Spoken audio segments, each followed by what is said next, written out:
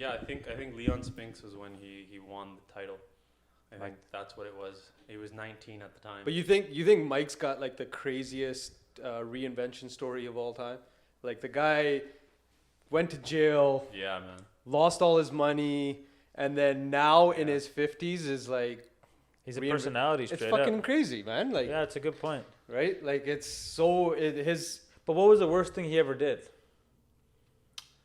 Depends who you ask. exactly, and it depends on That's a what good what you good can question. prove, right? Because I mean, if he hit that woman, that's probably it doesn't get any lower than that. Did he hit a woman? That's what he said. That's what she Yeah. said, right? Robin Gibbons Oh. said that she. But there was also that sexual assault case with Miss Universe. Yeah. But so there. Okay, these are all big things. I'm just wondering because I'm like, then there's like the Crosby side, right? So at Sundance, had a whole Crosby doc. I didn't watch it. I wanted to, but yeah, it's like you have that. Like he can't come back from that. No, exactly. So I'm But just wondering, like Mike Tyson. what can you come back from? What can you not come back Yeah. from, right? And Does it? Yeah. Good. do people deserve second chances? And what's the line? What is Who's the the line? committee that decides what's the line that you can come But back the from? attention span is so low these days. It feels like people just forget. Like you see about that guy, 2 days ago or something, the smoothie guy. Yeah. Some guy that basically he went to a smoothie place. He said don't put any peanut butter in this because his son's allergic to peanut butter. He didn't say that though. And then they end up giving him peanut butter. Kid goes to hospital, whatever. Comes back and he just like goes on a tirade. He gets pissed off, throws a shake at the chicks and all this stuff.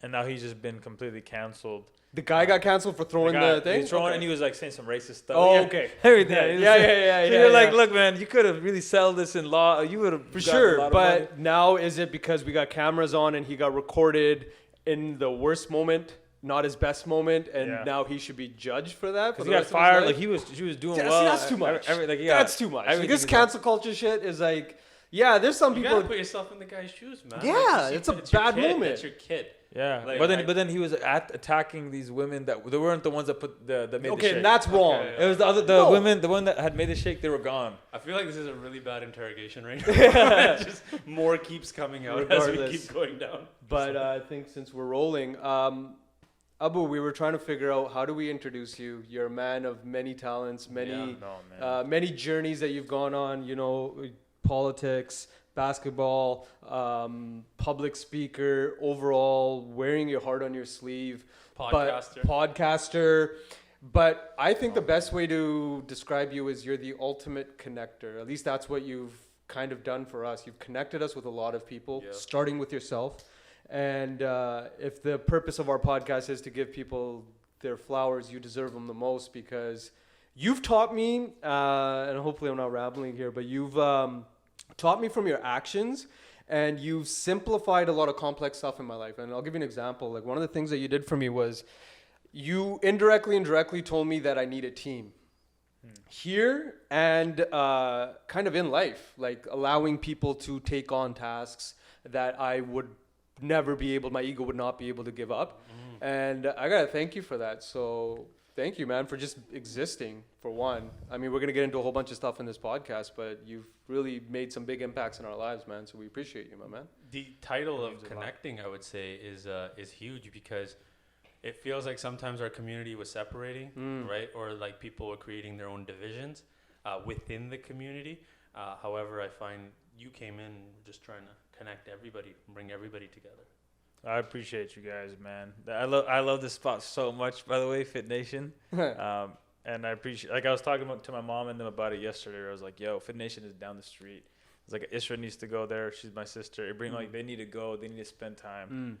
So I appreciate you guys for that. Definitely. Thank you. And you honestly, so there's a friend of mine. Her name's Agam Darshi. She has this film called Donkey Head that just came out. It's exploding. Huge everywhere. And I was talking to her about this. I'm like, yo, you made it easy for me to connect you to people. And I would say the same thing for you both.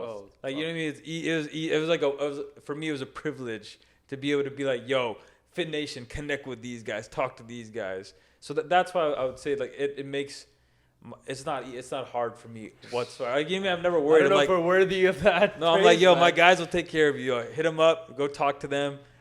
So I want to commend you guys on that. Thank you. Thank you. It's been what, 4 years? 2022 now. I think 2018 maybe. Yeah, I think 20, maybe even sooner because maybe I just remember 17. We got connected and I remember this. You were larger than life, like 7-foot monster, long hair, walks in and we just chat. and immediately connected. And now if you look on paper, like someone from Pakistan, two Indian boys, like on paper, guys from the 90s would be like, "There's these three do not belong in a room together." Yeah. But a big part of you is breaking barriers, right? And that connecting, and you don't see invisible lines and borders, I've noticed, right? Where does that come from? Like, is that something that you were taught from from your grandparents and stuff like that, that there are no invisible borders? We're connected by red blood, not skin color or countries, right? I think what I'm learning the more I'm uncovering my past is that I have so much privilege where my great grandfather and his father, they were here before Pakistan, India existed. Right. So when they came out to America and Canada, it was just all brown people. They were all just brown. Yep. So they were Muslim, Hindu, Sikhs. The Komagata Maru, the ship comes. My great grandfather's there, Muslim, Hindu, Sikh. They were all just hanging out. That was the norm for them. Yeah, that was the norm. And if you look at it, I think it's like partition and all that is 47. Like that's when things are boiling up, and they're really, the media frenzy is all about like, hey, you can't live in harmony, you hate each other. But before that, like they're all just homies, they're all friends. So I think to answer or to your point, even with my dad, he would say the same thing in the 80s, 70s, 80s. He's a Muslim Punjabi guy, but they're all homies. So that was never the case either. I think that's a narrative I want to change as well. Right. Where it's like, no, we hate each other. We've always been hating each other. And I was like, well, white people just saw us as all as Hindus. Yeah. Dude, I remember I went to see Minister Ravi Kalon, who's the great guy. He's awesome. And no, he took me, he flew me and Arnie. It's hilarious. Me and Arnie flew in a little seaplane to Victoria to go and meet all these ministers. And it was an adventure, man. What an eclectic group. You got Arnie, you got Abu, and you got Ravi bringing it. It was hilarious. And so we go there, but I remember that Ravi takes us to this room where they have all the archives. Right. And he had certain books already out because he knew I was so interested in the history. And I'm reading all these articles, man. It's like, well, the Hindus are in the harbor right now, and don't let these Hindus. They didn't know about Muslim, Hindu, Sikh. Like, you know what I mean? To them, we were all just brown, and we were all just like with the exact same. So I think that's kind of what brought everyone even closer together. That like inherent. So that's funny how like white people hating on us unified us because they put us under one umbrella, which they circumvented fucking years of what the British did to separate us. And it took Canada like, these Hindus. And we're like, wait a minute, we're all the same? It took us white people for us to realize, wait, we are the same. That's fucking hilarious. Good. I never thought about that way. That's hilarious. Because there was like the Ghadar movement. There was things happening here where my grandfather would say to me, he's like, I drove all the way to Calgary and I left my car there at this one guy. His last name is Dylan. You were in Kabul with some guys, Dylan from Calgary and all. And I'm like, he's like pointing, because it was such a small world back then. Right. Being brown or Punjabi or South Asian here in the early 1900s, dude, there was a handful of folks. I count them on one hand, right? And that's wild. One thing or another thing about you is you're an inherent storyteller. You're a sucker for a really good story. And on top of that, it seems like you want to control the narrative of what our people is. You don't want white people telling our stories. You don't want any other one else other than the people from our community telling our stories. Like you do a lot of work with our local athletes. You've done part of your film company that you do documentaries on, Harleen. You guys just finished Arjun Puller. Where does this love of storytelling and filmmaking and producing and all that stuff come from? Honestly, I think us in general, like when you're in Punjab, you're drinking cha and you're telling stories, man. Like we're hilarious. You know how it is. You can hang out. If you go back, you're sitting there and you just talk about life. You just kick it. Like I have never laughed as hard here as I do when I'm back out there. So I think that we're just naturally all storytellers. Right. But I had to kind of really, I guess, work out the kinks and have the confidence to be able to tell my own story first and foremost. And that was hard, man. Like you guys, I think, would really appreciate or understand that it's like your own story. You have all these false narratives and perspectives in your own story. So just going and uncovering that was an experience. And I think after that, I realized like, once you have the confidence in your own story, then you want to go and start listening to other people's stories, right? And just being able to hear them as authentically as possible. So, to answer your question on that too, like Ben, I think I love people, and I think every person like you, like the tattoos you got on, the way that you line up your beard, the way that you have your hair, as an example, your shoes you wear, whatever fear of God on your sweatpants, the beads, everything you're wearing, right there, the Mike Tyson, like everything about you is like you woke up, you chose this. This is you. Like there's no way. This is how your brain works. That's my brain is like crazy. everybody's fascinating. My guy behind the camera, my guy, he's seeing things so differently than I'm seeing. So I just realized that, I'm only getting a portion of the story. So like all of us, you both would understand this as well, where we could all be at this. I used to do this in university a lot, man.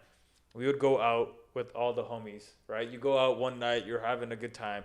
And then the next morning, I'd go to each person individually and be like, yo, what happened for you last night? I would see that every person had like totally different experience of the night before. Right. But then getting everyone's experience, I was able to get a whole picture of like, okay, so that happened. Oh, and then he was saying that. So I was just filling in those blank moments. Yeah. So I think that's what I love doing, is like finding those blank moments and being able to tell stories as authentically as possible, as best as you can, man. It ain't gonna be perfect. No, exactly, and you touched on something huge. It's perspective. Like you are more than the story. You're interested in other people's perspective, because again, our lenses are different. We're doing the same podcast right now, but you're perceiving everything differently. That's huge. I mean, I don't think that's ever gets considered as much as you just mentioned now. I had just like you analyzing that. Actually, just gave me some insight into how your brain works, and I can see how, that something you've been doing your whole life met with filmmaking and it touched somewhere. And let's get into like kind of like what was like. Yeah, but before we do that, this art of storytelling, I mean, in indigenous cultures and African tribes, things like that, the stories are so important because that's what passed down the stories of our lineage. And that's exactly what you're trying to do. You're trying to be like, well, what was the accurate story of Maharaja Ranjit Singh? Or what was the accurate story about this person? And you're going to tell that. Now, did you get that from your grandfather, your dad? Because I know, like, even in our family, at the end of the night or whatever, they would tell us a tale of something, right? Yeah. And I know it would happen every night in my house, every night before we went to bed, and my dad would tell us. And then it would be my turn, and I would just ramble, and I would ramble forever, and the story would keep you'd go to sleep or something, right? But was there some sort of like thing like that in your family where that first ignited the flame? First of all, I love that. The fact that, you guys would be doing that, just hanging out, and then you're able to share your own stories as well. I think that's so powerful, right? The intergenerational storytelling. Right. For me, what was really cool is both my dad and my grandfather are really big at knowing people's lineages. So my dad would be like, oh, that's son of such and such and such and such. And I'm like, and as a kid, I'm like, all right, dude, like, so that's how we're connected this way. And my dad has this whole web in his head. So that was always something cool to see of how throughout my life then I started realizing that, just by knowing about that person's history, that you can start seeing other things form, like, his dad was killed and this happened and then that. Okay, you know what I mean? It just started all adding up some more. And then going to storytelling, I think people that, like my grandfather and his brother, these guys were juggernauts. Like they were guys to me that they lived lives worth telling stories about. Right? Like my grandfather's like, this is a big part of my filmmaking story actually was, and I knew you guys around this time. I think it was end of 2017 or end of 2018. I went to LA with my grandfather and my two cousins. And so my grandfather hadn't been back to Hollywood in a long time. But then while we're with him, we went to go and meet our Mexican family, our Mexican Punjabi family. But basically while we're with him, he's like, so here in the 60s, I went here to act, and I was doing acting classes. And, this was the mosque I went to. We went to all these different mosques and all. Holy shit. But it was, I think, because he's lived so many different lifetimes. Right. That we had to be there with him in Hollywood for a lot of the stuff to come back. Right? And I got to see how he's like, I did this and I did that. And I'm like, damn. I lived here on the border of Mexico and America. It's called El Centro. So that's where if you go there, there's graves from like 1892 and 1901 where it's like Muhammad Khan or like Bobby Singh or whatever. I'm just getting random names now. But you're like, wait, these are like there's Sikhs and Muslims and stuff buried here. And that's where you had these Punjabis that came and were farming. So my grandfather's like teaching me about that and also teaching me about his experience when he used to live there. So I think that is a huge, dude, the fact that I have my grandpa, my grandma, the fact that they're also super connectors. Right. So what they did was, so this is the big thing is my grandfather's brother, Riyas Ali Khan, he would bring everybody here. So in my mind, I'm like, his life's work really was that he brought everybody from India and Pakistan that he was connected to, he brought them here in the 60s and 70s. Yeah. So there's like Randeep Sarai, Right. who's a minister. Yeah. I remember I met him for the first time in Ottawa, and I was like, yeah, Riaz Ali Khan's my grandfather's brother. He's like, Riaz Ali Khan brought my father here. I was like, what the hell? So you know what I mean? Like, and this is a Muslim guy named Riaz Ali Khan that it didn't matter. He was bringing all of his people together and bringing them here. So I think seeing what super connectors are like and seeing the impact they have, that also, like as a kid going to a gurdwara, going to a wedding there. My dad made this point last week to me. He said, Abubakar, look, not many Pakistanis have a lot of Sikh friends. He's like, not many Pakistanis, because again, 47 onwards, how many Sikhs were there? Yeah. There's some we met when we went on our journey there. Right. But a lot of them don't even have Sikh friends. And then when they come here, they hang out in their own community. Right. Yeah. He's like, we're not the same. I was like, what do you mean? He's like, we always grew up around everybody. So he's like, the way that you're navigating through life, that's how we've been navigating through life. Right. So there's nothing special. No. Like the way that I'm like, no, my dad does this. My grandfather does this. So I think that's been a big blessing, is that they just passed on the baton. Right. And I'm like, I just want to refine it some more. So then where does film come in? I think film came in where, okay, cool, my grandfather was in Hollywood acting, right? He was trying his best. They thought he was Jewish. Yeah, he was yeah. like light skin and got blue eyes and all that stuff. And then my mother's father what I learned was he used to actually broadcast films in Multan. He used to actually play them at the theater. So my mom and all of them they grew up around the theater, and he'd pick up films from Lahore and bring it to Multan and play them and make their profits. So he's like a film distributor basically. That's what he was doing. Right. So it's in his blood. Yeah, literally. It's weird, man. And then us being in Vancouver, I think that's Hollywood, a big part. North. Yeah, Hollywood North, that's a great thing. And then also, I think, look, I don't know about you guys, but I have a lot of uncles, right? And these uncles, the thing is, they're very hyper masculine. Yeah. So I was extremely hyper masculine too, man. Like until one of my uncles passed away, and I got to see my grandfather, my father, and these guys crying. That was a big moment. Ooh. But why I'm bringing that up is we would all just go. I remember there's like 17 of us once to go watch Batman Begins. We're all sitting in a line. And then you watch this movie, you know what I mean? It's like you go through this experience of Batman Begins, and then after that, like, good movie. Yeah, like, oh yeah. And I felt like we were having heart-to-hearts through discussing the movies. Instead of ever asking about, like, hi, how you feeling today? Use the movie as a medium. Yeah, it's always the movie as a medium. Oh yeah, so what about that movie? Oh yeah, I thought this and this. And we never would talk about ourselves, really. Yeah. Crazy. So I think that was a big thing for me, was I'm like, wait, it's getting these, like, big brown dudes to talk about their feelings without them realizing they're talking about their feelings. Interesting. Right? And we've all shared this experience of like, oh man, there's a death in the family. All right, let's go watch a movie now. Right? Well, the funeral's tomorrow. All right, let's go watch a movie in the meantime. All right, cool. You know what I mean? Like, I think that, and then my uncle, my dad's youngest brother so what happened with him, this is another big part of my life for films, was as a young kid, Blockbuster was big in America. And he got dinged. Like got a late fee, like $100, and he's like, never again. So he just started buying DVDs. And this guy had like a massive collection, like a few thousand at least. Holy shit. So as a kid, I just remember just like having all these films. He was on Netflix before He was Netflix. on it. He was on it. Yeah, it was weird.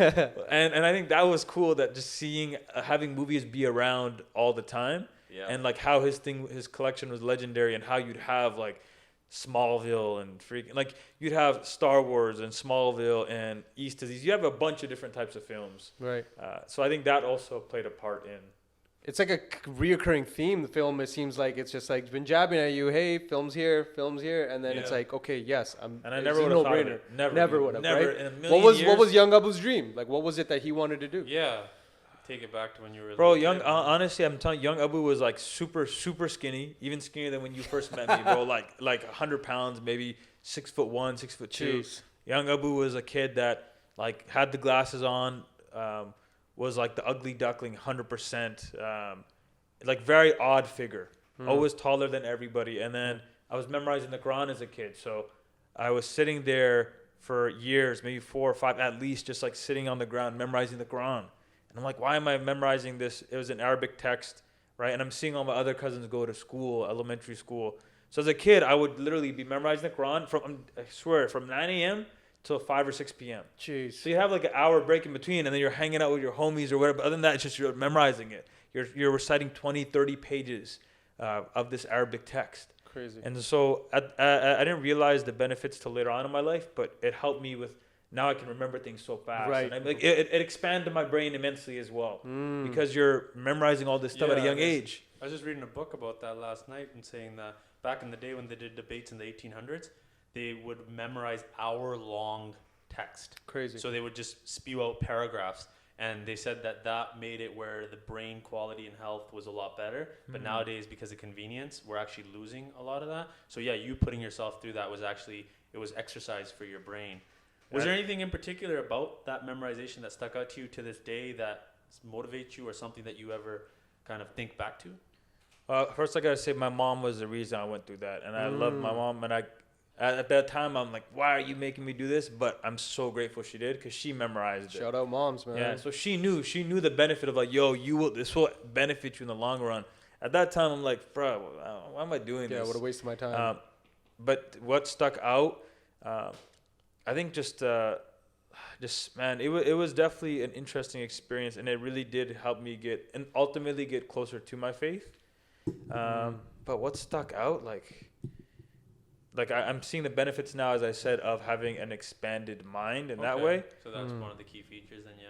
And then, the other cool thing was just like when you're at this madrasa, so right here on Scott Road, there's a subway on Scott and 76. Yeah. The subway there, and our school was right on top of the subway and the diamond carpets. Yeah. So I think what also stuck out was it wasn't just me. It was like Somalian kids, different Fijians, Indians, Pakistanis, all Muslims, but like it was like a little melting pot of dudes. So it was no girls. It was just dudes just sitting there, man. Masculine energies coming out of that experience. And then the other cool thing about that though was I was one of the youngest guys, so automatically there were no grades. There was no grade 1, 2, or 3. So it'd be like me sitting there, and then there's like a kid who's like 5 years older than me, and we're both sitting on the same floor. And I'm learning, like, this guy's talking about some stuff, and I'm like, what the hell is crazy. That? You know what I mean? So it was interesting, and I think it did help me mature a little bit more compared to hanging out with peers or people my age. Yeah, yeah. So that is also something I'd say that stuck with me. Right. Interesting. So film is like, it's very vast, and you've had, like, we were looking, you're actually one of our only friends that has an IMDb page. Oh, yeah, exactly. Which I take a lot of pride in now. It's like, yo, I know someone out there, right? But like, you know, you can be an actor, you can be a producer, you can be a screen director. There's a plethora of roles you can play, and you've played some of them. What was it like going on auditions? Like, what was your first audition like? Like, how was all that experience? And then also, what led you to choosing? It seems like you play a producer role predominantly. Yeah. Why choose that? Yeah. So this is what happened. Is basically I'm at UBC, right? My uncle's passed away. I stopped playing basketball. I started reading all these books about vulnerability and all these things. Cool. And then I was like, I'm going to take an acting class. Because I used to, what I did was at UBC, I stopped going, I wouldn't go to class much, and I would just go to the bookstore. Okay. And I would just talk to the lady. I'm like, yo, what's a good book? And I'd sit there, and I think it was cool because going back to the memorizing the Quran thing, I was able to sit there and read these books, man, and remember them. And also because I had some life experiences, I was able to place them. Like, yo, so it's talking to me about time. Okay, at this experience. So it was the moment for me to finally internalize it. Gotcha. So I was having this experience there. And then what happened was I take this acting class at UBC. And I go in there, and I realized it's all about vulnerability. I was like, wait, I thought you're supposed to BS. I thought acting was a bunch of like, you're playing this character and it's a facade and just full of, that was my misconception. And then I realized, I'm like, wait, you have to be extremely, extremely vulnerable and in touch with your feelings, with yourself. I was like, damn, man. I think I dropped the class. I think I was like done with school anyways, but I was in that class for a while. And then I got one of my cousins, Umar, was like, yo, man, you should go do background acting because there's so much of it. Right. And I had a look. I had a bit of a longer hair, and I had a nice beard. So I ended up doing a bunch of bigger shows. I got on I was background, but I was one of those main background people because of the unique look and the height and all that. So I was on Prison Break, Altered Carbon. You were on Prison Break? You were on Altered Carbon? Yeah, it was cool, man. And it'd be a select few background actors. So it wasn't a big call. Crazy. And it was cool to see it. And I remember I'm just talking to the guy that plays Lincoln. And I didn't care about there's a hierarchy on set, I guess. But that didn't really affect because I was just like, yo, what's up? How you doing, man? Yeah. And so what happened was I did that class. I was background acting. And then through my other cousin, Blake, shout out Blaine. He is actually white. So he's related to me through my grandfather, and my grandfather's like background. I have a whole white family too. So Blaine is like, yo, dude, I'm with this talent agency. It's called Principal's Talent. They're great. Boutique agency. So they ended up signing me, and I didn't have much experience at all. Crazy. But I got signed through relationships and also having a unique look. And I remember I started going to auditions, as you were saying. And a lot of auditions, honestly, man, were like, there wasn't much there. It was like, yo, you're going to say a few words, cool, a line here, a line there. And like, it's not... there was not much there to work with. Yeah. Then they had me audition for like this show called Sabrina, the Teenage Witch, and it was like a huge part. And I was I was not ready for it. In over your head? I was over. Oh my God, dude. I was like, yeah. And so I remember I was like, yo, you really need to take this acting thing completely seriously, just like basketball. Right. If you're an actor, and I'm gonna use my good friend Hamza Haq as an example. This dude is, to me, one of the best actors in Canada, hands down. Really? He has a show now called Transplant where he's the lead. He's one of 3 Muslim leads maybe in all of North America. Crazy. And so Hamza, like him and I were staying in LA together for 5 days in November last year. And I remember I'm like, my guy, I was like, this is why he is an actor full on. Like he doesn't care about the business. Acting is his thing. Right. And he will kill you. Yeah. Because he wants to become the best actor. Crazy. Right? He doesn't want to be like, I'm Brown. No, he's like, I want to be the best actor in the room. No, white, no, brown. I don't give a damn. Yeah, that's him. Crazy. So I think what happened was I started meeting actors where I'm like, yeah, this isn't. What I started doing was I'd get an audition for a role. And then I was like, yo, I know someone else would be even better for this role. Crazy. So I started already being like, yo, like I got to put this piece here. Like I shouldn't be the one coming here. So I think that is what was another moment. And then the last moment was when I like ran to this audition, man. I like hustled in traffic, like craziness to get to this audition. And my line was, ARG. That was it. My line was ARG. I just had to say ARG.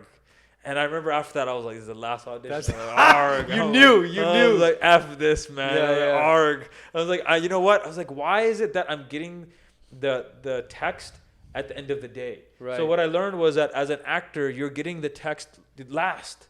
You're not getting the text first. Like you're getting the script and everything at the end of the whole process.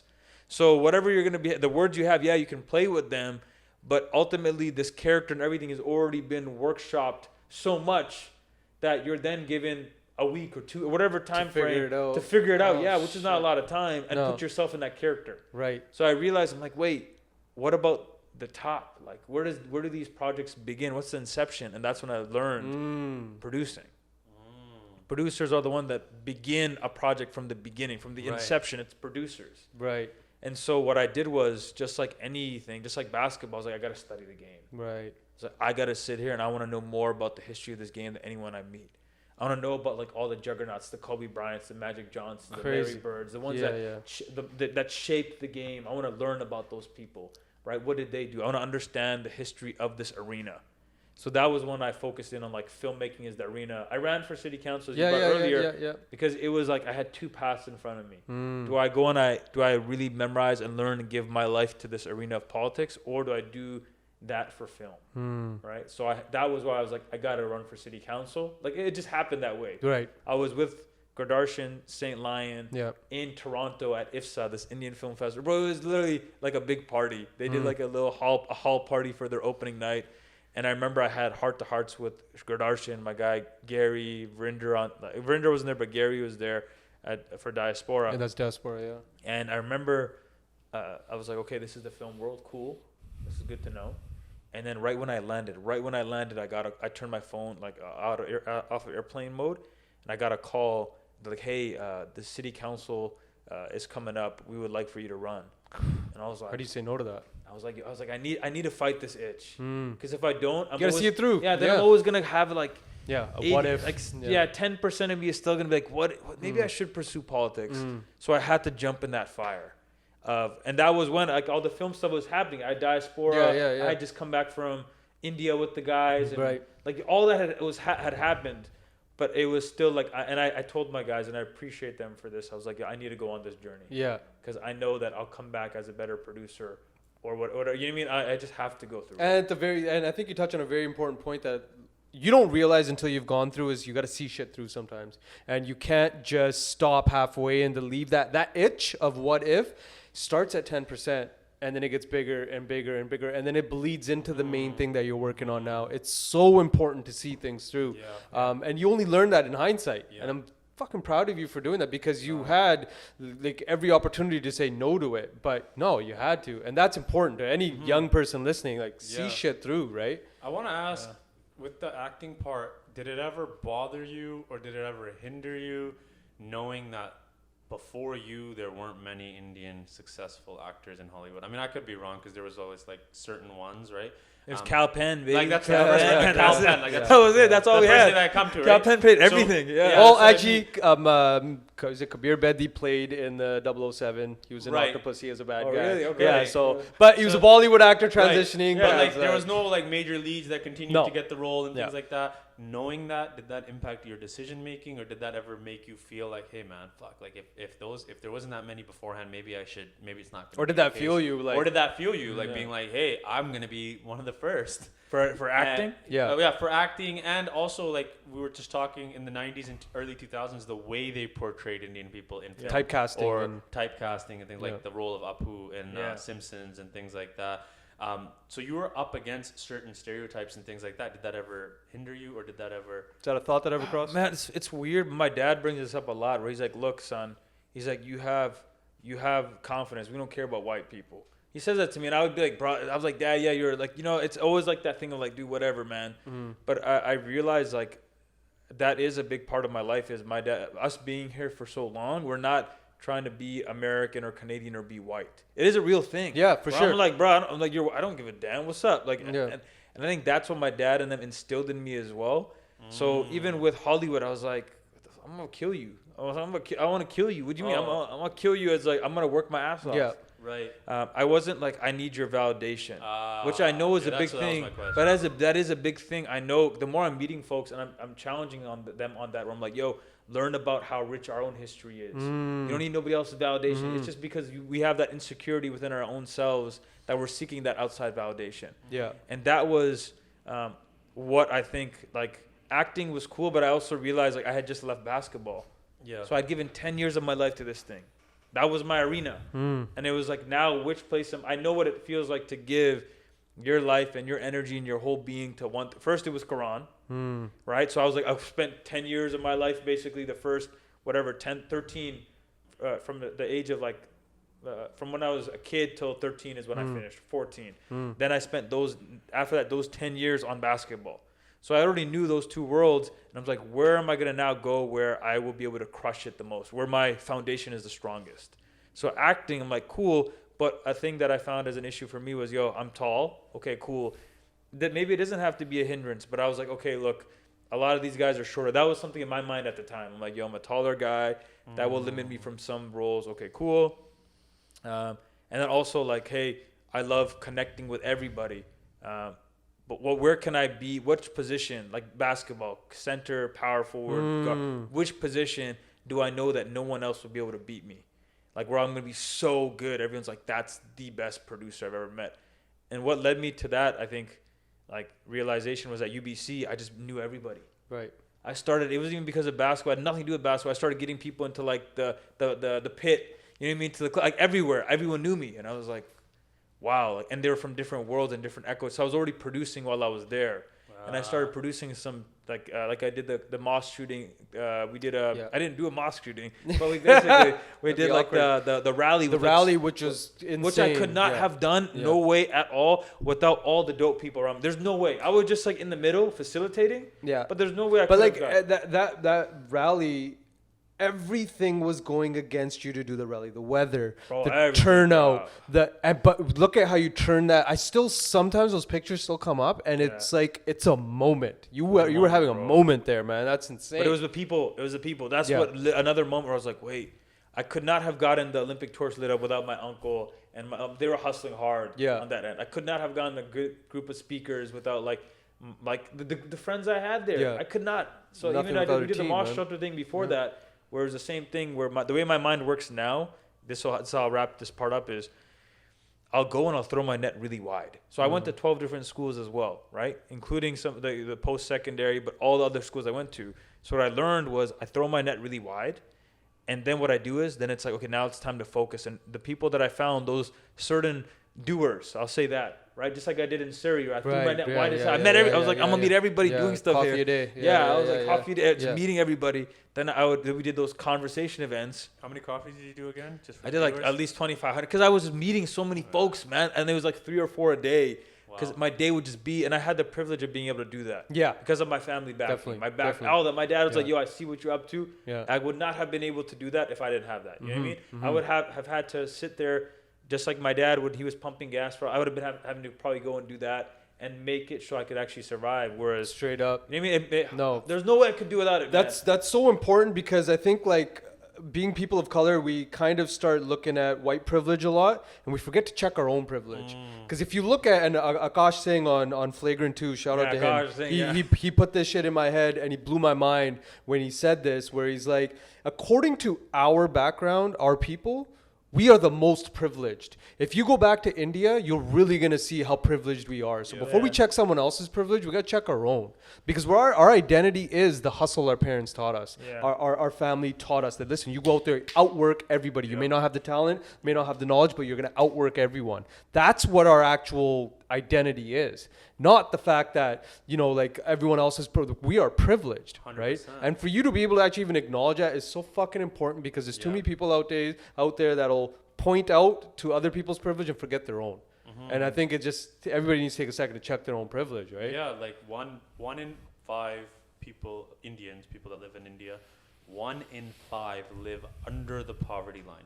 Under the poverty line stated by India, so on their standards, right? Wow. So that leaves 4 out of 5, right? So out of those 4, maybe 1 is living like a decent life. The other 3 are probably somewhere around that. Yeah. And here we are in Canada. Yeah.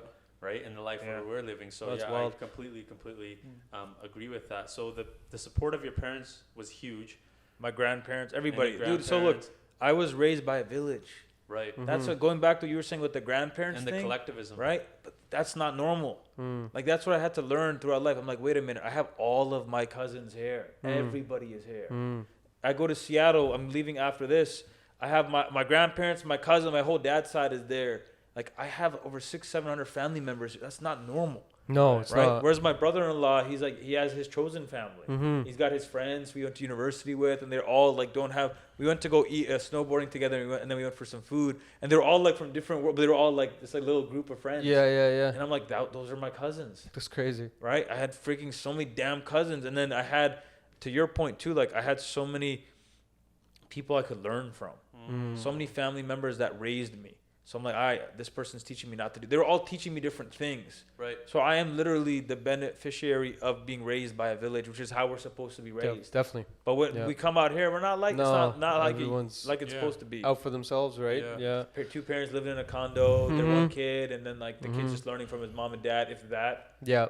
So let's pivot a little bit into some of your projects that you've been working on. So there's the main project. I mean, I could be wrong, but the Maharaja Ranjit Singh project, which I'm super excited about, and you guys are like, and maybe you can also touch on like I have a lot of misconceptions about the film industry. You get a good script, get a cameraman, you get a team, film. Right. But I'm learning from talking to you that's not how this world works at all. So why don't we talk about some of your projects and then tell us like some common misconceptions that we have no idea about. Okay, Squid Game. Yeah. I'll use that example. I know a bunch of people were using or listening to his story about how he like sold his laptop and it was taking him 10 years to make the show. Like, that's how it is. 100 no's. Yeah, why I like the American system more than the Canadian system. And the Canadian system is great too. The Canadian system, where you can have an idea, and if you know how to navigate these spaces, you can get your stuff. You can get the funding from the government. Right? In the American system, that is also real too, right? If you go through the studio system. But a lot of them they're like working on like getting their stuff privately financed, and like they're just like, it's so much harder. So whatever they end up making, sometimes I feel like sometimes it's even better. Right.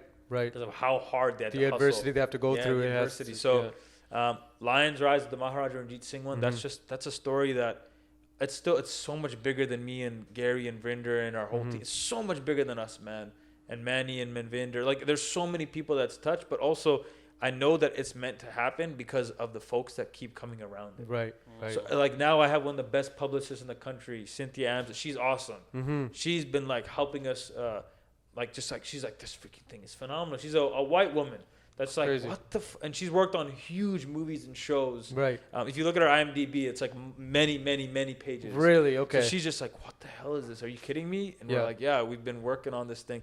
And then another example of that story was, it was just such a story that we were so compelled to make because, again, the interfaith aspect of it. Mm-hmm, And now as you hear more about my life, it all makes sense. Yeah. Right? But the big thing is that it's like we were in the mountains of Afghanistan and Pakistan. We're right there, and I get a WhatsApp message. This is right before the pandemic. Like, the pandemic is hitting. Yeah. Right? Where it's like March. Start scrambling. 5 or 6 or something. You know what I mean? We got a week till Yeah. the NBA cancels and we get out of Pakistan. But I remember that someone sent me a message and they're like, yo, the BBC ranked Ranjit Singh the #1 leader in modern history. Yeah, he beat Winston Churchill. We're like, what? Yeah. I was like, first of all, Winston Churchill. I was like, this is a top. This is Yeah. these are the best. Yeah. with Winston Come on, Churchill. it's gotta be And something Lincoln, better, I was yeah. like, bro. Yeah. But it's like modern history, and because he's in the 19th century, right? Right. Still so recent. It was validation of like, we're not crazy. No. So I think that's a lot of filmmaking is you're just like, yo, I have this story that it's and Deepa Mehta says this where she was just like, look, like when she was making her trilogy of Fire, Water, and Earth, which Yeah. are like some great films, she just like it came out of it. I had to do intuitive. it. You know what I mean? Like I had to do it. So I think Yeah. Lions Rise with our gang and the stories that we're telling, they're just stories that we know, like that we like these are stories like we got to make. Yeah. If we don't make them, like the one that we've been working on about Surrey, right? We titled it "The Future Lives Here," because that's Surrey's slogan. Yeah, "The future yeah, lives here," yeah, and we're yeah. like, dude, like this city has such a crazy heartbeat. For sure. So many layers. Yeah. If yeah. you watch Top Boy, which Yeah, is great, yeah. they did a great job of that. I'm like, Yeah. dude, imagine if someone did a proper job of showcasing the ins and outs of the city and what it's like growing up here. So many people have like not so many people, but like I think of the only story that's come out of here is Bebop Boys, and I cringe every time I watch that fucking movie. And it You watch it But you multiple keep times? watching it. This Huh? guy, man. No, why it's- is he watching it? Damn, it's just every shook it. time Hold because on, I haven't what the gotten through it once. That's the beauty of fucking Oh, streaming, okay. where you pause Yeah. and then you come back. You smoke a little weed, come back. Yeah. Like I'm gonna give it another chance. I'm under the Oh, yeah, like you know what I mean. But it's like our story has not been told properly, and it hasn't because no one's authentically from here telling this story. And I feel like it's safe in your hands if it and it's a slow, drawn out process. I want it right away. I'm a viewer. I'm not Yeah. involved in it, but it doesn't work like that. Right. But I'd build on that and say, like, for the Maharaja Ranjit Singh, to a critic saying, why should you be the one to tell it? What makes you so special or close to the topic? Great question, man. I would say, like, again, for me, it's not about why should I tell it. It's like I want to gather a team to tell it. So I want to gather the best folks to tell this story. Like I said earlier, with perspective. That's my difference, man. It's not me. I'm the one that's gonna tell how Maharaja Ranjit Singh did this, and this. No, like I want to get those various perspectives and tell the most whole story that we can of this empire. Right. That's what I want to do, man. Okay. I want to understand the perspectives. Like, oh yeah, maybe he was a womanizer, and okay, he would be drink. Okay, cool. Oh, he did do some good things. Cool. I want to get Know the it full all. story. Yeah, Right. I mean, I want it to be where you have Muslims, Hindus, Sikhs, just like that empire. He was a great unifier. And Christians, yeah. I want them to be working on this project, which is what we're doing. And that's what's so cool is that at any moment this project could have been dead. Right. But it still keeps going. It's gonna keep going because it's bigger than us. It's bigger than me, dude. If I die, if this story is it's gonna need to be told, especially at a time now where people are trying to divide it as much as possible. Exactly. But I think we're tired of that, man. Like you look at the farmers' protests, you saw there's all these stories coming out of like, oh, Muslims and Hindus and Sikhs were all like together, and you know this Muslim brother is saying something against Modi or whatever. Yeah. I'm like, because that empire is still alive and within us. Yeah. And I feel like, to answer your question as well, I feel like, look, because my great grandfather and those guys, they weren't really there during partition. So are my family really like, this is another privilege of mine, man. We don't have that as much intergenerational trauma when it comes to that time. Right. It's not like my family was murdered by Sikhs No, or yeah. something like that. You know what I mean? You don't Or have that none of deep hatred, No, yeah. we don't have that. So what happened was when partition happened, my family got on a train. They got to their lands and Pakistan side safely, and they were cool. And like they were fine. So I don't have that inside of me either, which I think is less for me to unpack on that end. Right. But it also feels like to me it's what's preserved Ranjit Singh, that empires. It's preserved that in us. Right. Right. We're not cynical where we're like no, like yeah, like before during Ranjit Singh's time, Muslims, we were all homies and friends and that's like crazy. Like, it's a historical story, but it's relevant now. Yeah. Super relevant. It's about now. That's wild. Yeah. Extremely about now, man, and that's why I think why maybe the story chose us. Yeah, no fucking doubt. Yeah, like, maybe the questions flipped the other way. Yeah. You're like, It's I'm not like, why? necessarily you Yeah. picking the story picking you. But this thought that always I talked to Ben about as well is it seems like now with a lot of these individuals, because we were talking to Convict as well, Yeah. it seems as though all of us are collectively trying to bring back that pre-partition Punjab, the feel of how we are all brothers and sisters. And like I wish we could have seen what the environment was like back then, like being in Islamabad back in those days and things like that, right? Was probably a beautiful time. And then, got muddied over time, but now we can rectify things. And that's what we're using film to do. Right. Heal that narrative. That's the whole purpose, right? Is like you saw when we were on that journey, and Vrinder, who's a Sardar, is like getting hugged by a Pakistani military guy. Yeah. Who's like crying, and we're like, what the hell is going on here? He was calling him his brother. Bro, literally, we showed up. I'm telling you, when I went to India the first time, 2018, like the whole reason we got together was because we're like, hey, when was a time we were unified? Was there a time? Because we're always talking about partition and then 1984, like all these specific moments. And that was where we were like, wait, there's this time period where we were like our own kings. And and Riz would be rapping about this stuff. And I'm like, that was the time. So I think that when I went to India, I didn't have this like expectation of like, yo, it's going to be all love. I was like, I'm going to India. I'm just happy to be here. See how it is. And I'm going to be open. And I felt so much love. And then when I took my guys to Pakistan, it wasn't like, oh, I'm going to shelter you guys. We were in the randomest villages. We were in the randomest places.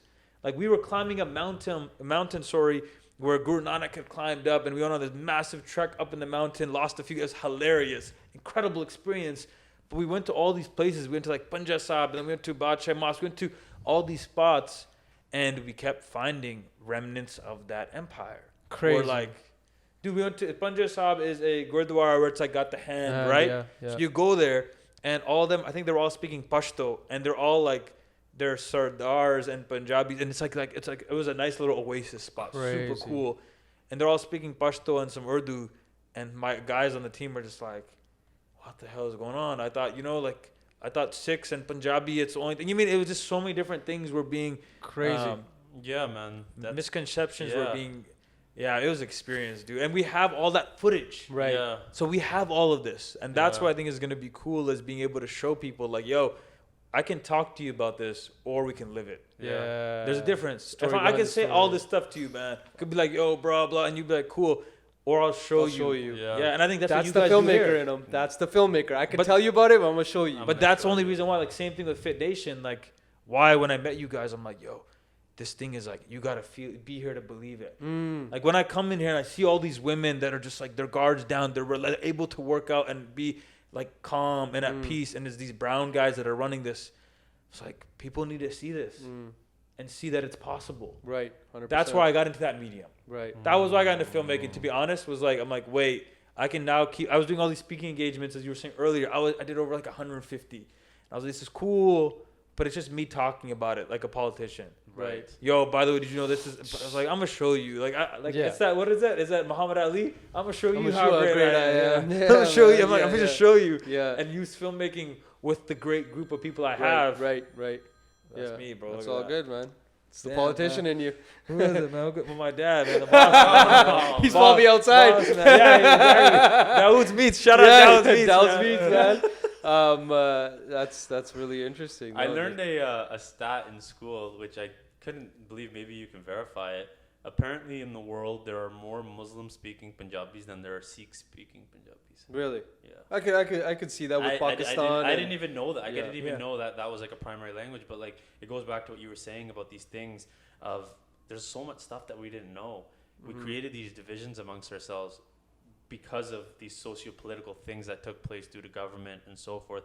But when we take it back, we're like, wait a minute. Because even like when it comes to partitions, there's the stories where people are like, oh yeah, Muslims were slaughtering Sikhs and so forth. But then there's stories of the Muslims were saving the Sikhs Yeah. in their village because they were, in the same village. They saw each other as their Many brothers of the and sisters, stories, yeah. right? And this concept of us and them, it breaks down all the time. Like you in the beginning, talking about, okay, well, white people see us all as, so it's us and them again. Yeah. But within our factions, we create an us and them as well. Right. Right? Like even if you go back to Rwanda, the Hutu and the Tutsi, yeah. right? Like they're all the same people, but they hate each other, right? Mm. And that's something that we as people can kind of work towards reducing. That's interesting because history is important, but who tells history and how they tell it is important as well. Because in Britain, they don't talk about themselves as colonizers in history class. They talk about themselves as these benevolent people. They help people. They help people. They help people. Yeah, But so history, is important, but the person telling the story is just as important because you're getting their perspective, right? Yeah. And you have to leave those stories like the Maharaja Ranjit Singh stories for our people. Like Ben Kingsley played Gandhi. Yeah. What was he doing playing? Did a great job. I love that fucking movie. But he was, whoever the director was, they wasn't like, that wasn't representation of our actual. You watched Sardar people. Udham? Yeah. What do you think? So good. Yeah, I love that fucking movie. That last 15 minutes probably scarred me for life. Yeah, that was right. I'll never watch that movie again. Respectfully. Yeah, you're like, oh, good. Yeah, but that's what I mean, right? Yeah. Like, look at who played that role, right? Even in that film, though, you saw the Muslims and remember, like they're all like hanging out at like that restaurant or whatever, and they're all like, it's like a Muslim guy, it's like a Sikh guy, and they're all like, how are we gonna take down this empire? Because they were just hanging out, man. Like they didn't see like, you damn Hindu. No, it wasn't like that. And even like, what was his name that he Azad Ali. He did like Ram. Ram Ali. He united all of the names together because he understood that's what it was like, man. Exactly. If we were all living in Punjab as an example at that time, right, and some white folks be showing up, and you're like, bro, like what's going? Like we were homies, we're neighbors. What's up, Mike? Like what you mean? Like we're already friends. We're hanging out. We're just people, and we speak Punjabi. To your point of like, there's more Muslims speaking, but 2/3 of Punjab is in Pakistan. Yeah. So then Rinder and them were shook because they were speaking, like all these villagers were speaking Tet Punjabi. Like their Punjabi is so good. Right? And then we're like, yo. And then Rinder and them would be speaking Punjabi with them. And I'm just sitting there with my Urdu and like, my Punjabi, I'm just enjoying this. But on the Indian side, they were all speaking Hindi. Yeah. They were teaching Hindi. I remember I was at Rinder's village and the kids were speaking literally like that's Hindi. Yeah. I was like, cool, they're teaching that. So I think going back to your point, filmmaking, all of us are Spider-Man. We all just watch Spider-Man. Yeah. Everybody in the world knows about Spider-Man. Now, oh my God, like Tobey Maguire and Andrew Garfield. We're all talking about that. That's where I think this medium is the most powerful medium. Right. Right? It's the most powerful. It's the visual medium, but it all starts from the writing. Crazy. That's what, to answer your question from earlier about misconceptions, I had to learn the hard way that filmmaking, at the end of the day, at its most purest form, is about the writing. Right. Oof. The writing is not good, man. It don't matter if it's not on the pen is not on the paper, and if it's not, that's why these writers' room, all that stuff, they're so crucial. But we need more folks like us that instead of one brown person being inside there, like why I'm on this track of I want to be an executive is because I was like I want to be able to fight for and deal with the politics and be able to be having multiple brown folks in the room that are challenging each other. Right. Not like, oh Ben, you said okay, so. Sikhi is, or like, let's say Sikhi is like this and Punjabi is like that. Why you say that? Let's dive a little deeper. Instead of like, oh yeah, you're right, because you're just trying to preserve your job. Like, hey, 2 brown guys in a room, I'm just gonna protect my job. You don't want that. You want perspectives. And brown folks too, we got perspective, man. Like that's what I'm saying, and I think that's what ends up happening with a guy like Apu or whatever. Yeah, those characters they're not as in depth. Right. They're not. And they're portrayals of what white people see. Bro, you can't even blame them. It's like that's who they dealt with. You watch Sound of Metal, or did you watch Riz Ahmed's latest film? Oh, the one where he's the military. Yeah. But I'm amazed. I'm so good. I watched it. Encounter, And I'm so I was amazed by that film by the fact that a white person could have played that No, role. it was made for a white person. Exactly. No, it was made for a white person. Okay, so I don't know the story. It was made for a white person. It's about this army vet.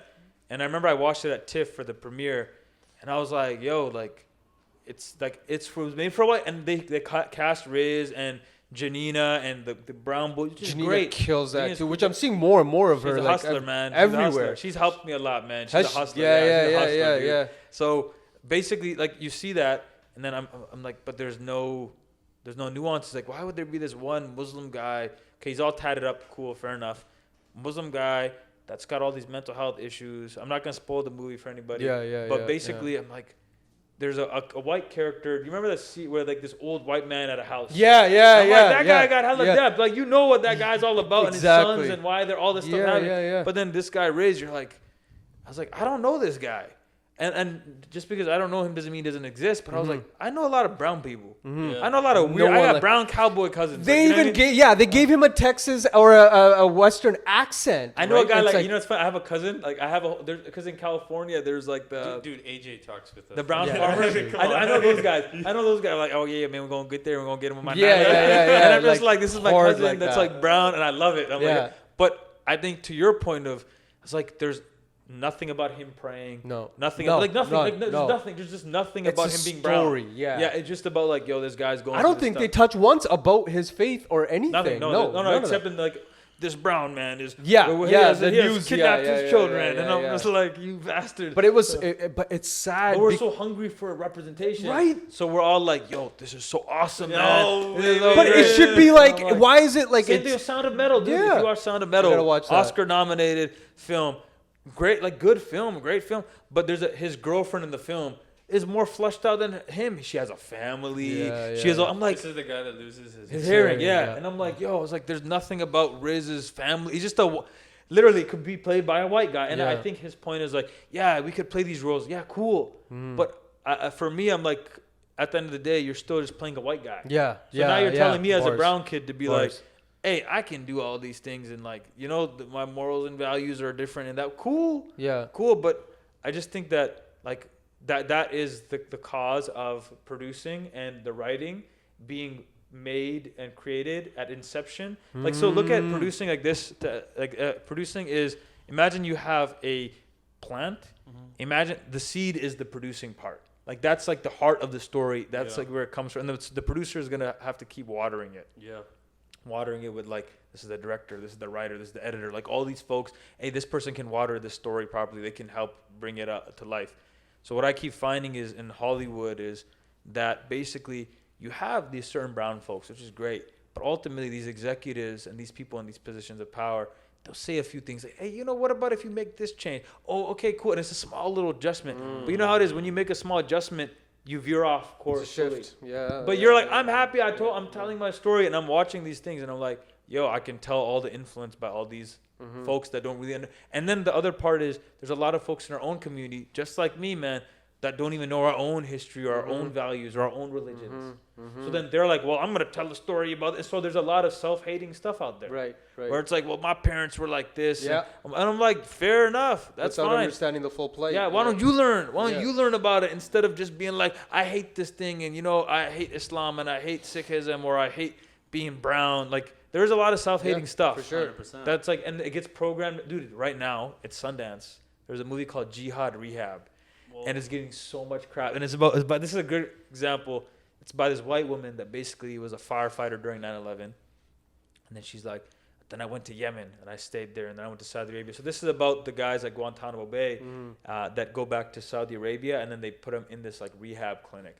And so I was like, yo, this is cool. Like, yo, I want to know about Guantanamo Bay and these guys that were kids, 16 years old, that were like freaking in prison, and you don't even know what actually happened, and then without a trial, nothing. Boom, and now they're going back there. So she has access to all these guys, and then she's asking them the most messed up questions, like, so would you go back to the jihad again? Like, you just know, like, the way she's asking her question, and that was why so many people were up in arms, because they're like, look, she's not the one that's supposed to be telling the stories. She's not. Why? Because she's going through her own lens, and automatically from the beginning of the movie, she puts like all of the things that they were like, this guy apparently did this. So automatically you're watching this film and you're like, this guy's a terrorist. Right. And now those guys are on the like the rest of the movie, they're trying to tell you how they're like just people. Yeah. You know what I mean? So, but that happens when you have these folks using their own narrative. Right. I'm like, why do I gotta tell you I'm not a terrorist? Yeah. Like, why? This is what we're doing in 2022 at Sundance. Crazy. And Sundance programmed, and people are pissed. So that's my long little tirade of like, look, we have to be the ones in the driver's seats of our own stories. Yeah, we'll see what happens. So You Do you want to say something? Or No, I will do the wrap up. Okay. It's just gonna be a final 3 questions, but Okay. I'll let you go. What are the projects at Diaspora? What can we expect? What's on the books? Where are we at with some of these projects that you're working on? Where can people find you? So okay, Press Breaker, we're working on a deal right now. Sick. Because we want that to play like Rogers on. We were trying to do something, so that's happening right now. Okay. So once that comes out, y'all will know about it. Fuck yeah. That's a great story about Harleen. The Arjun Buller doc, my guy Jay is the one that made it. We'll see when that comes out, but it was cool to at least be able to help on it. Future Lives Here is still it's in development. We applied for a bunch of things. Cool. But that's a story that's going to need the whole I'm city excited to come. for that Yeah, one, that's a definitely. project. Yeah. Lions Rise, we just finished our demo. We shot here. We had the Sick. horses. Yeah. We That was realized a like we huge can film production. this whole thing, reenactments here in Langley and BC, because we have everything here. And we literally, this is the diaspora. Great. And then You have what a else? Quali one coming out too. I think you. That's out. Yeah, that's Ecstatic. That is yeah. about this guy Ruby Singh, hair, Sikh, who basically like finds these Muslim Qawwali guys, and they create this band called Ecstatic. Crazy. It's really cool, yeah, man. And they start Jalak. They call it Jalak is the band, and Jalak is like Jalak is yeah, like, exactly. Is like yeah. so that's one prod that's premiering at Vancouver Shorts Film Festival this week. So we have those are like there's projects that are like coming up, but I know now that after finishing up that program at Canadian Film Center, I'm like, I got to go to Hollywood. Yeah. I got to be there. Yeah. Like that's the arena now that I understand the Canadian system. Mm-hmm. I was like, and I have a great ton of relationships and people there. I was like, that's where I need to be. Yeah. I was like, I'll be there. I'll freaking mop the floor, do whatever I got to be. But I was like, that's the arena I need to be in. Yeah. Because that's the place where I can really make the most impact as well and bring stories up here. So the way Hollywood North is, to wrap that part up, is a lot of the projects get greenlit there. And then they come up here and they use all of our services and make them. Yeah. So that's the heart of that's the belly of the Gotcha. beast. Gotcha. Yeah. Interesting. 3 questions, final questions, wrapping up the show here. Your favorite Hollywood director, someone that you've taken inspiration from, or just simply your favorite Hollywood movie or 2, and then the last thing is a piece of advice for any young filmmakers or maybe even a young Abu, something that you would have told yourself before going on this sort of Damn, approach. man. Okay, my favorite film director. It doesn't have to be obviously be one. I mean, you can give one, but Mine is Martin Scorsese. one that comes to That mind. is great, yeah. Yeah. Okay, so if Scorsese is for you, I don't know, man. That's a great question. I think it's like I like to see how they all come at things in their own processes. But my favorite, I don't know. I don't think I have a favorite one, man. I know it's weird, but it's like you have the usuals. You have like Christopher Nolan and Quentin Tarantino and Martin Scorsese. To your point, I have favorite producers. Okay. Drop Yeah, that. like that. I feel like that's more like it's weird, Drop but because I study them No, way it's more. right. So that's your role. Yeah. Yeah. What do you got? So for me, a producer, like he's hilarious. He's very interesting. He's got one of the best books I would highly recommend everybody called The Kid Stays in the Picture. Robert Evans. He was a producer of The Godfather.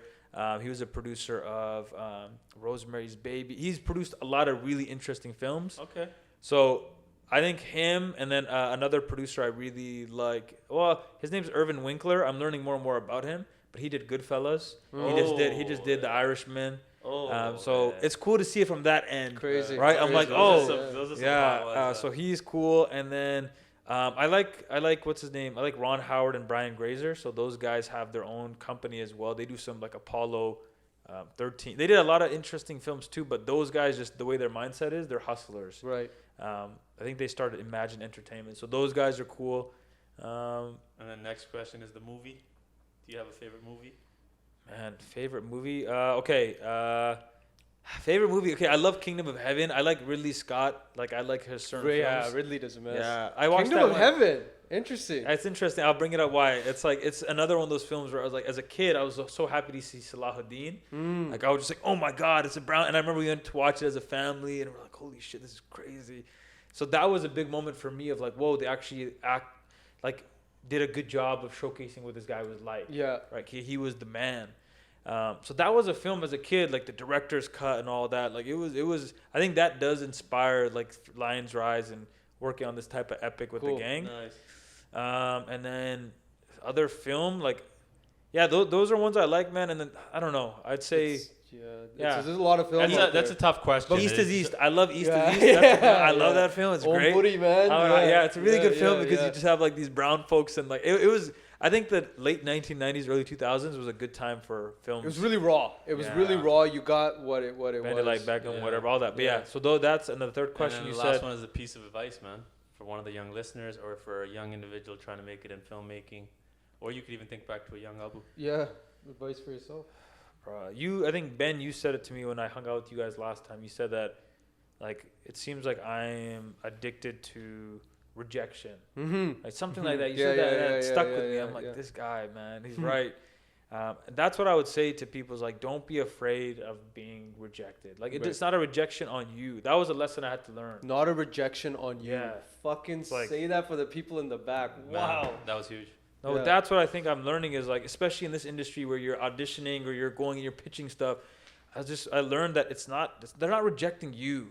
Don't take it. And I know people say this in Hollywood too. Like I'm sure people I've heard this from before. For sure. But that's one thing that really I would say is like, it's not a rejection on you. And keep trying because it's like this thing we have, like I believe as well is like this tawakkul. Have this faith in God. Have this tawakkul. Like whatever is meant for you it's gonna come. I mean, I like whatever job is meant for me.